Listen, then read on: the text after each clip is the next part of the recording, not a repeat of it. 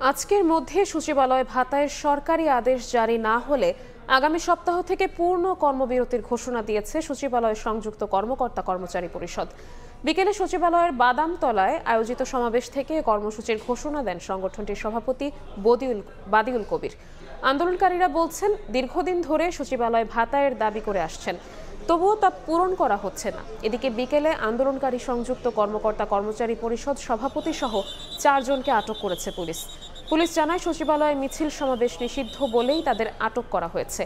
আন্দোলনের পেছনে ভিন্ন কোনো উদ্দেশ্য আছে কিনা তা যাচাই বাছাই করে আইনগত ব্যবস্থা নেওয়া হবে বলেও জানায় পুলিশ। এর আগে একই দাবিতে বুধবার দুপুরে অর্থ উপদেষ্টার কার্যালয়ে জননেক কর্মকর্তা কর্মচারী।